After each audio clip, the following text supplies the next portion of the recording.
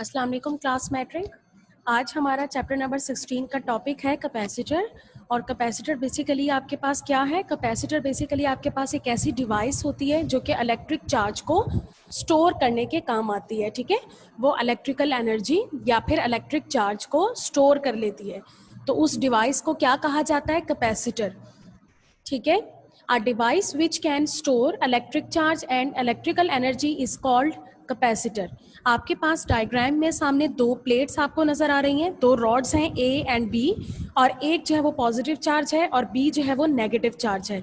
नीचे एक उसका स्टैंड है जो कि इंसुलेटेड स्टैंड है। इंसुलेटेड स्टैंड का मतलब ये हुआ कि उसमें से इलेक्ट्रिसिटी पास नहीं हो सकती। ठीक है, और आपने ए को जो है वो पॉजिटिव चार्ज किया है, बी को आपने नेगेटिव चार्ज किया है। और दोनों को चार्ज करने का तरीका क्या है कि आपने एक बहुत ही स्मॉल स्टेप्स में एक मेथड किया है जिससे आपने दोनों को चार्ज किया है कि आपने एक ग्लास रॉड को एक सिल्क के कपड़े से रब किया है। ठीक है, rubbing a glass rod against silk cloth and then touching it with a plate. तो वो उसकी वजह से प्लेट जो है वो क्या हो जाएगी, उसके ऊपर चार्ज जो है वो क्लॉथ से उसके ऊपर चार्ज ट्रांसफर हो जाएगा। जब आपने ग्लास रॉड से सिल्क के कपड़े को रब किया, ठीक है, सिल्क का कपड़ा लेकर ग्लास रॉड के ऊपर उसको रब किया, तो एक चार्ज जो है वो क्रिएट होगा और वो चार्ज आपने प्लेट के ऊपर ट्रांसफर कर दिया। यानी किस तरह से ट्रांसफर किया कि जब आपने ग्लास रॉड के ऊपर कपड़े को टच किया, रब किया, तो जो चार्ज है वो कपड़े के ऊपर आ जाएगा और कपड़े को आपने सिल्क के कपड़े को आपने प्लेट पहले ए को टच किया, यानी प्लेट ए को टच किया तो वो पॉजिटिवली चार्ज हो गया। उसके बाद इसी तरीके से आपने प्लेट बी को जो है वो टच किया तो वो प्लेट बी के ऊपर जो है वो चार्ज उसका ट्रांसफर हो जाएगा। ठीक है, तो इस तरह से दोनों प्लेट्स जो है वो चार्ज हो जाएंगी और ये प्रोसेस आप टाइम टू टाइम जो है ये प्रोसेस रिपीट कर सकते हैं। अपने चार्ज यानी आपको कितनी अमाउंट ऑफ चार्ज जो है वो अपनी प्लेट्स को कितना चार्ज करना है, आप उतने टाइम ही ग्लास रॉड और सिल्क के क्लॉथ को रब करके और वो चार्ज ए और बी पर ट्रांसफर कर सकते हैं। ठीक है, तो बेसिकली क्या है कि इस तरह से आपने दोनों को जो है वो चार्ज कर दिया। जब दोनों को आपने चार्ज कर दिया तो नेगेटिव चार्ज जो है वो मूव करेगा पॉजिटिव की तरफ, फिर पॉजिटिव मूव करेगा नेगेटिव की तरफ। इस तरह से ये जो सर्कल है ये चलता रहेगा। ठीक है, तो आपका जो है इस तरह से ये सर्कल जो है वो आपका चलेगा और जो चार्ज है वो यूटिलाइज होता रहेगा। ठीक है, the stored electrical energy in a capacitor can be utilised according to the need, यानी जब आपको नीड होगी तो आप उसको यूटिलाइज करते रहेंगे। और उसके बाद जो है कैपेसिटर की बात करूं तो कैपेसिटर की कैपेसिटी क्या चीज है, यानी कैपेसिटी ऑफ कैपेसिटर और कैपेसिटेंस।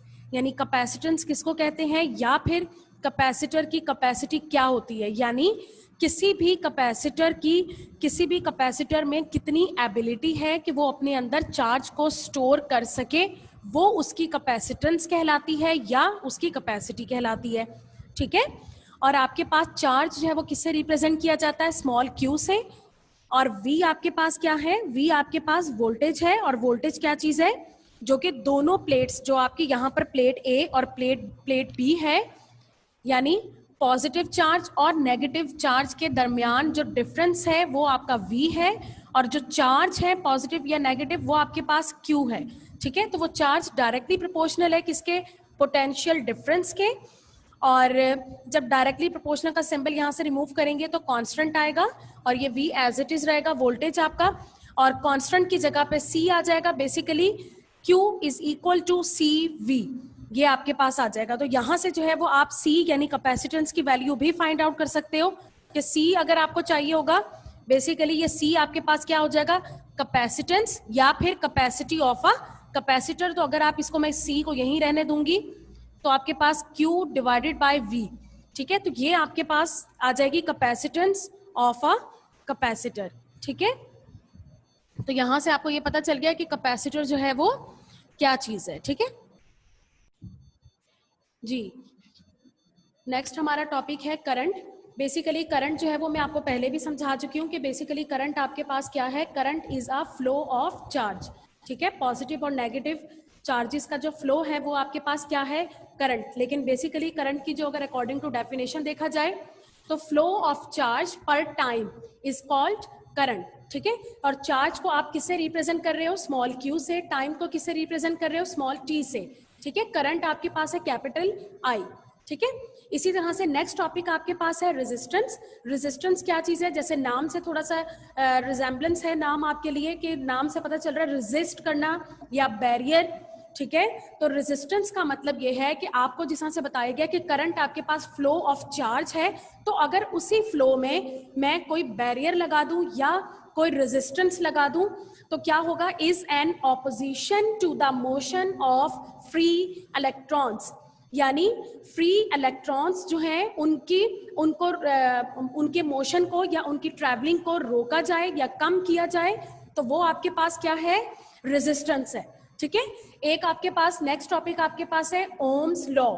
ओम्स लॉ क्या चीज है, ओम्स लॉ की स्टेटमेंट आपसे ये कह रही है the current passing through a conductor, यानी कंडक्टर क्या चीज है कि जो इलेक्ट्रिसिटी को पास होने देता है। तो कंडक्टर में से जो करंट पास हो रहा है वो डायरेक्टली प्रोपोर्शनल है, is directly proportional to the potential difference. Potential difference क्या चीज है, जो पॉजिटिव और नेगेटिव के दरमियान का डिफरेंस है। जैसे अभी आपको कैपेसिटर में बताया था कि दो प्लेट्स हैं नेगेटिव और पॉजिटिव, उन दोनों के जो पोटेंशियल डिफरेंस होगा, यानी उन दोनों का जो डिफरेंस होगा उन दोनों के दरमियान, वो पोटेंशियल डिफरेंस होगा, ठीक है।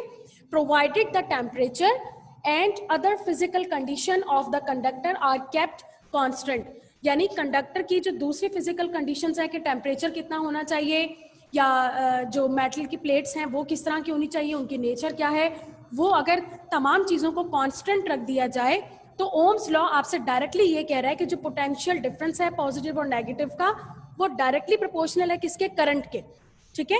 तो जब आप यहाँ पे डायरेक्टली प्रोपोर्शनल को रिमूव कर रहे हो तो आपके पास आर रेजिस्टेंस एक इंट्रोड्यूस करवाया जा रहा है, ठीक है। V is equal to the I यानी करंट, R मींस रेजिस्टेंस, ठीक है। तो ओम्स लॉ आपके पास क्या आ जाता है, V is equal to the IR, ठीक है।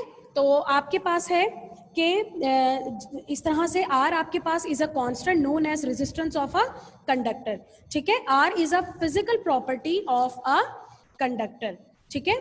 तो इस तरह से आपके पास जो है रेजिस्टर बेसिकली क्या हो जाएगा, एक तो आप लोगों ने ओम्स लॉ आपसे क्या कह रहा है, V is equals to IR, ठीक है। यानी वोल्टेज जो है आपका पोटेंशियल डिफरेंस जो है वो डायरेक्टली किसके प्रोपोर्शनल होगा, करंट के, ठीक है। और दूसरा टॉपिक था आपका रेजिस्टेंस।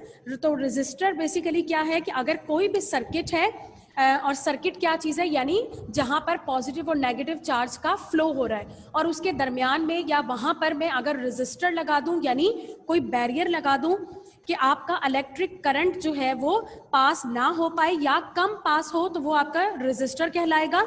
और रेजिस्टेंस क्या होगा कि वो ऑपोजिशन है मोशन ऑफ फ्री इलेक्ट्रॉन्स, यानी फ्री इलेक्ट्रॉन्स को मूव करने के लिए मुश्किल होगी या उसको ऑपोजिशन का सामना करना पड़ेगा, रेजिस्टेंस का सामना करना पड़ेगा, तो वो क्या चीज़ है, रेजिस्टेंस, ठीक है। और करंट बेसिकली आपके पास क्या होता है, पॉजिटिव और नेगेटिव चार्ज का फ्लो, और वो कितने टाइम में हो रहा है, तो वो आपके पास चार्ज डिवाइडेड बाय टाइम हो जाएगा।